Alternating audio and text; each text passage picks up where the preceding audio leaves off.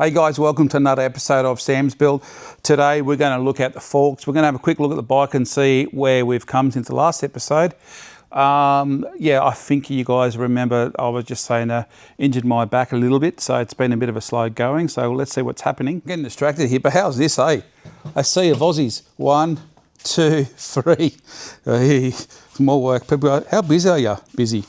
So I just want to give a quick shout out to Sash down in NSR Automotive Interiors.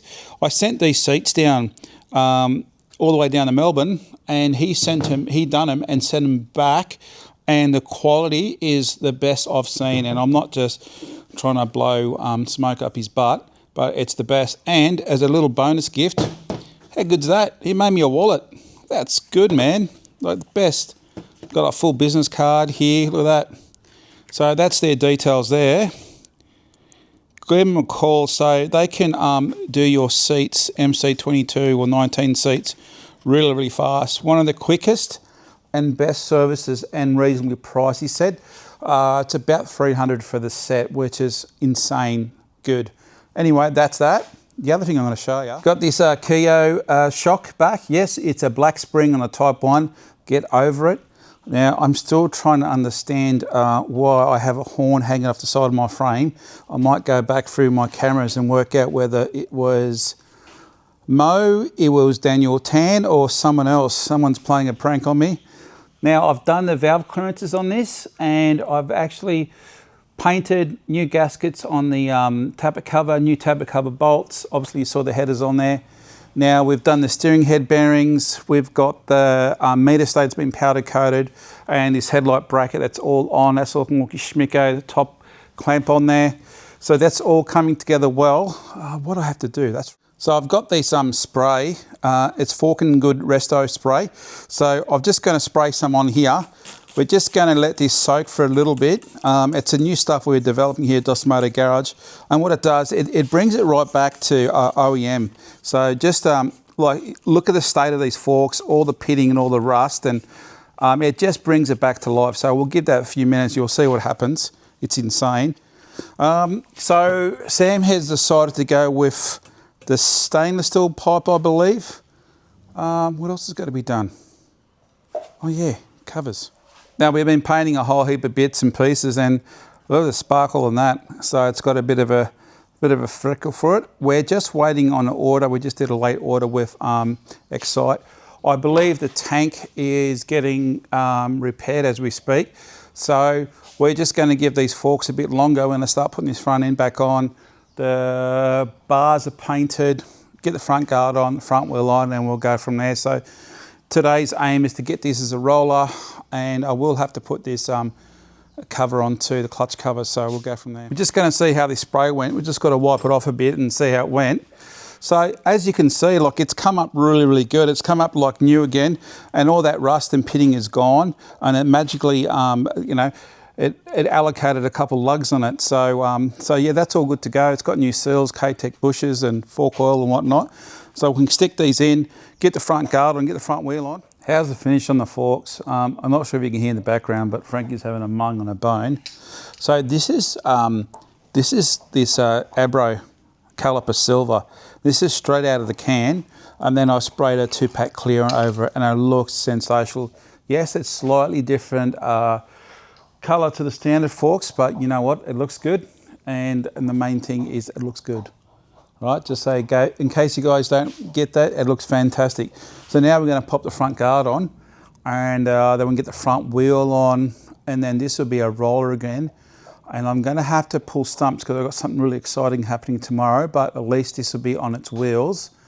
And then it'll be safe to put outside once I seal that engine cover over, which I have over here. I'll show you. Yeah, look at that.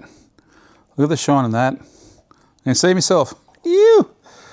So yeah, I've just got to clean it up, take all the bungs out of it, and put it back together. So that'll put that on the table to go on. So guard, we'll do the front guard, eh? How good is the front wheel look, eh? So these are fresh discs from Metal Gear, and they look very similar to the OEM pattern with the drill holes and whatnot. So, and obviously new disc bolts, the wheels, front wheels being powder coated by the guys at Next Gen. Forks are all done, new bolts there. We're using a King tyre. We're using a K905. So this is like a Hypersport tyre. And man, with all new wheel bearings, this thing just, look how easily it slides, eh? It's so good. I just love this thing, man. It's looking so good. So yeah, that's, next stage is doing the brakes and sorting it out from there. So happy days. You know, when you do something for so many years and you struggle with a certain thing, and then now and again you find a little hack. So what I've worked out, so trying to get this, if you ever try to get this circlip out of this master cylinder on these bikes, they're really difficult to get to because the middle pin's in the way. So I've worked out I can actually feed just a small screwdriver and push the piston down out of the way. And you can see, where is it? In there, I can get to the circlip easier. So let's try that. Yeah, while the master cylinder insert is out, I had to run a tap through there. It's a 4mm by 7, I think it is, from memory, because someone actually munted the screw. Look at that. That'll focus or not. I'll have to do it that way. Yeah, someone absolutely munted the screw that holds the the brake switch in. I don't know how they performed such mechanical. Oh man, good thing about these bikes, you see stuff that you just go how, and you know, you just got to, I don't know. So anyhow, while that's out, it's really good because you can actually go run a tap right through there. I've got a bung in there to stop any metal shavings on there, so I'll clean that out and I'll show you something else. See that little hole, right? Oh, come on, why are you not focusing now? This camera sometimes. There's a little hole there. So always make sure that is not blocked up. So what I'll do is I'll shine a light through there. See, you got the big hole there to the right and the little hole just sort of, now you can't see that because in the master cylinder, there's this little plate. I don't know, I'll put it in the torch there. See that little plate where the big hole is? So that sits in basically straight down like that. So you can't see that little plate. That is like a bypass port, a relief port. So when you're off the brake, it enables fluid to travel back. And as soon as you touch the brake, see this part here? It sits roughly, we're gonna sort of do it roughly there, right? So when you press the brake, it blocks that little port. It first blocks that little port and then the brakes work. Now when you back off, it lets fluid return, or if it's under pressure, return back into the master cylinder through that little port. Now what happens, so many times they block up, fluid can't return, and if it gets really hot, it expands, it puts more pressure on the brake, it gets hotter, and vice versa. Now this problem normally comes up with, I've just went to bleed my brakes and I can't bleed it. It's because that port is blocked. Or I went for a hard ride and now my brakes are locked up. That port is blocked up. So that's one thing. When you change brake fluid, it is a bit of a pain in the butt, but get that out and make sure that port is clean. That's the first thing. The next thing I'm going to say to you, so equally as important to clean inside where the piston travelled, that's all been cleaned out now, but the ramp part, the little, concave part, it helps the new master cylinder seals go in there, and without it, it will, if that's all gunked up, you're just going to tear the new seal that goes in there. So now we're going to clean this out properly, give it another good clean. We're going to put the new master cylinder kit in there. Oh, the master cylinder's ready to go back in. Now those kids from Honda, you've got to put those seals on. My hand is cramping up too early in the morning for that stuff. So there's a new OEM screw. I tested the brake switch and it works fine with multimeter. It's much easier to fit the brake switch upside down with the master cylinder on the thing. So new window, thanks for Daniel Tan and Moe who put that on. They were having fun. So that's all ready to go back on the bike.